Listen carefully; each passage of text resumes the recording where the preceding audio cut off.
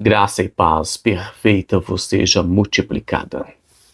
Já ouviu aquela frase que diz que o homem é o único animal que, além de morrer, sabe que vai morrer? Bom, tenho minhas dúvidas se alguns animais, quando ficam mais velhos, eles não sabem que vão morrer. Por questão mesmo de sobrevivência ali, selva, um animal mata o outro, mas vivemos como se nunca fôssemos morrer. Eu vejo pessoas discutindo no trânsito, eu vejo pessoas sendo arrogantes como se não precisasse de ninguém, eu vejo pessoas vivendo como se elas fossem continuar sendo o que elas são para o resto da vida. E na vida nós nunca somos nada, nós estamos alguma coisa, nós fazemos um papel social, nós mudamos de papel.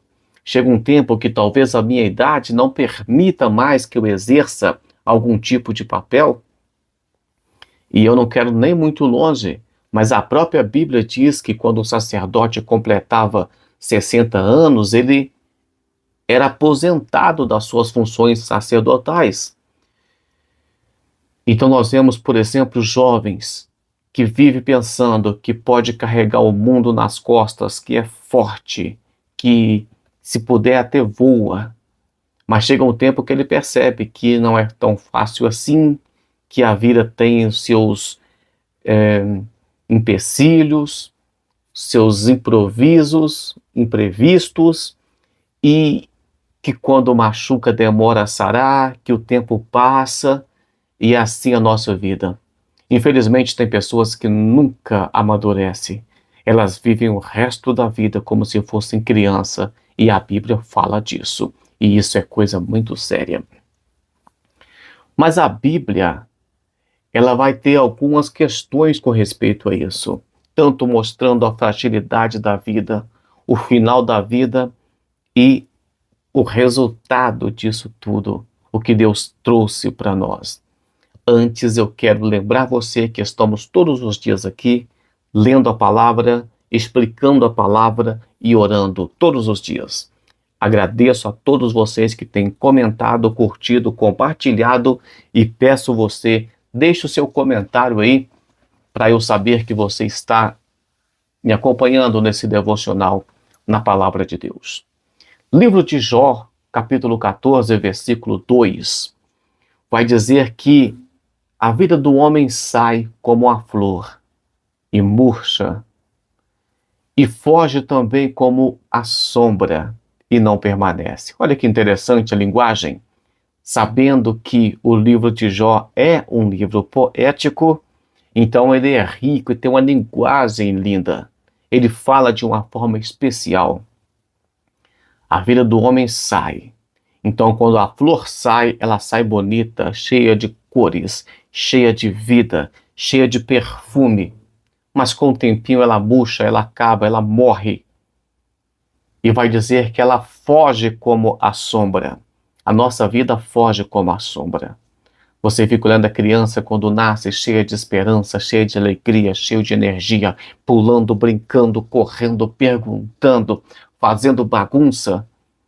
Mas com o tempo vai passando, vai moderando, e quando chega a idade mais terceira idade, já começa a querer ficar mais quieta, mais descansar, dormir. É assim a vida, ela passa muito rápido.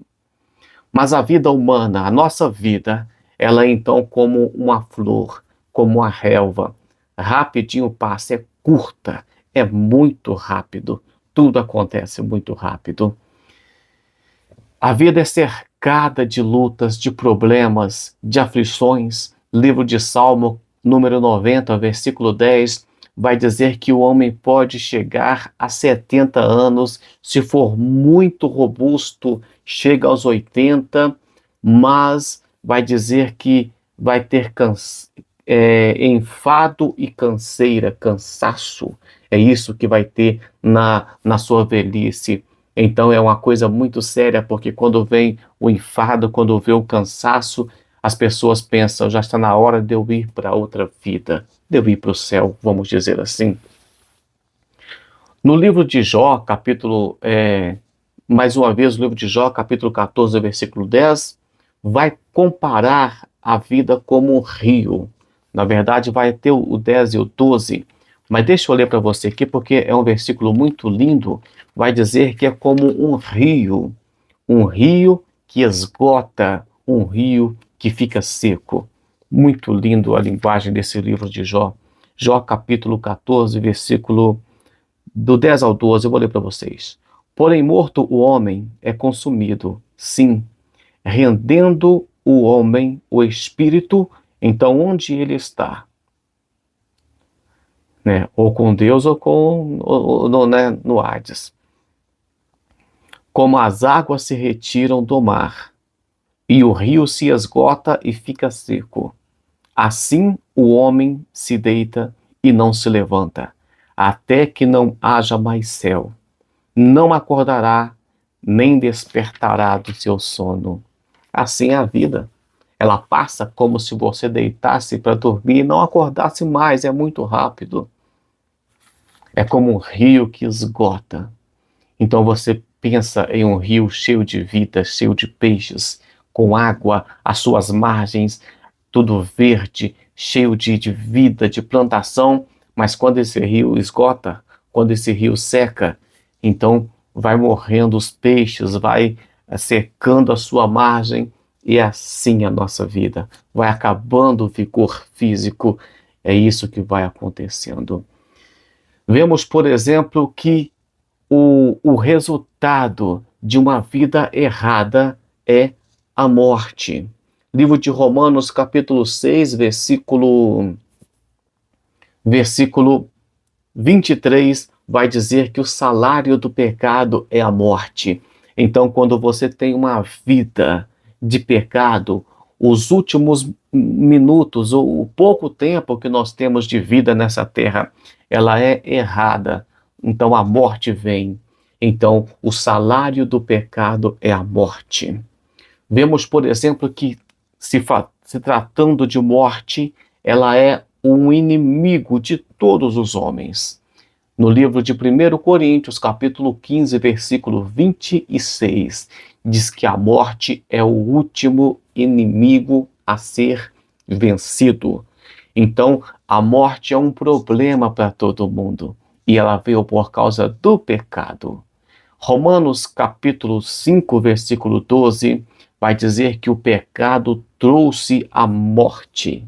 O pecado trouxe a morte através de um único homem, mas Jesus Cristo, o único homem, também trouxe a vida eterna. Então sabemos que a vida é passageira, sabemos que uma vida de pecado vai provocar a morte o mais rápido possível. E eu já falei aqui sobre morte física, morte espiritual, morte moral. Já falei também sobre primeira morte, segunda morte, primeira ressurreição, segunda ressurreição.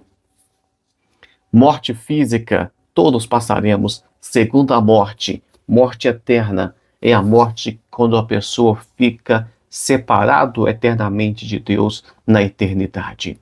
Então, uma vida de pecado vai gerar morte eterna, morte para sempre, lago de fogo. Essa é a verdade. Mas temos um escape, temos um resgate. Jesus Cristo veio para nos livrar da condenação e da morte. Você pode ler Gálatas capítulo 1, versículo 4, você pode ler 1 Coríntios capítulo 15 e o versículo 22. Você que está anotando, deixa eu repetir mais uma vez. Gálatas capítulo 1 e o versículo 4 e 1 Coríntios 15 e 22. Deixa eu ler o 1 Coríntios 15 e 22, que já está aqui já na minha mão. Diz assim: porque assim como todos morrem em Adão, assim também todos serão vivificados em Cristo. Glória a Deus. O segundo item do resgate que Deus tem para nós: Jesus Cristo virá para os que esperam. Isso você pode conferir em Hebreus capítulo 9, versículo 28. Está dizendo que Jesus vai aparecer não como um corpo que morre, mas como um corpo glorificado para aqueles que estão esperando, aguardando aguardando Jesus Cristo, aguardando o arrebatamento. Terceiro item, os mortos ressuscitarão de acordo com 1 Tessalonicenses capítulo 4, do versículo 16 até o 18, quando diz que os que morreram em Cristo ressuscitarão primeiro. Maranata, Maranata, ora vem, Senhor Jesus. E para fechar o resgate, Jesus Cristo disse que os anjos levarão os ressuscitados para o céu. Deixa eu ler para você aqui, porque é muito lindo esse versículo. Mateus 24, versículo 30. Mateus 24 e 30. Então aparecerá no céu o sinal do Filho do Homem, e todas as tribos da terra se lamentarão, e verão o Filho do Homem vindo sobre as nuvens do céu com poder e com grande glória. E ele enviará os seus anjos com rijo, clamor de trombeta, e os quais ajuntarão os seus escolhidos desde os quatro ventos, de uma a outra extremidade dos céus. Os anjos irão para arrebatar os escolhidos e levar até a glória. Eu e você, nós estaremos fazendo parte desse dia maravilhoso, dessa grande graça. E por falar em graça, deixa eu ler para você aqui o último versículo para finalizarmos esse devocional. Tito, capítulo 2, versículo 11 até o 13. Eu vou ler para você, está escrito assim: porque a graça de Deus se manifestou, salvadora a todos os homens. Ela nos ensina a renunciar à impiedade e às paixões mundanas e a viver de maneira sensata, justa e piedosa nesta era presente. Então a graça do nosso Senhor Jesus Cristo nos ensina a ser pessoas prudentes, pessoas melhores, pessoas justas, sensatas e piedosas. Nós temos que aprender a viver a vida que Deus nos deu.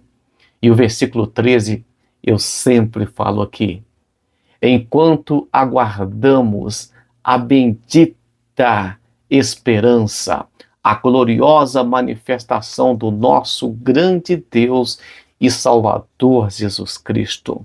Me diz aí, você também está aguardando essa bendita esperança? A esperança do arrebatamento da igreja, a esperança das bodas do Cordeiro, do tribunal de Cristo, do milênio, de ter um corpo glorificado. É essa nossa bendita esperança. Então sabemos que a vida é rápida, é passageira, sabemos que a vida é de sofrimento, sabemos que todos iremos morrer e que o salário do pecado é a morte e que viver no pecado gera morte eterna, morte espiritual. E sabemos que Jesus Cristo veio para nos resgatar, para nos livrar do pecado, da maldição e da morte.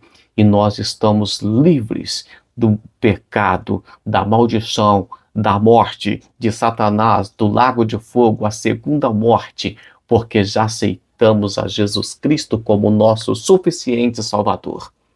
Não te preocupe se você está sofrendo alguma coisa, alguma injustiça, se a vida parece injusta.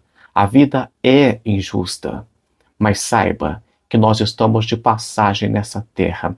Em breve, a nossa vida acaba como a flor que murcha, como uma sombra que foge, como um rio que seca, como diz a palavra, e estaremos com Cristo lá na glória. Vamos orar?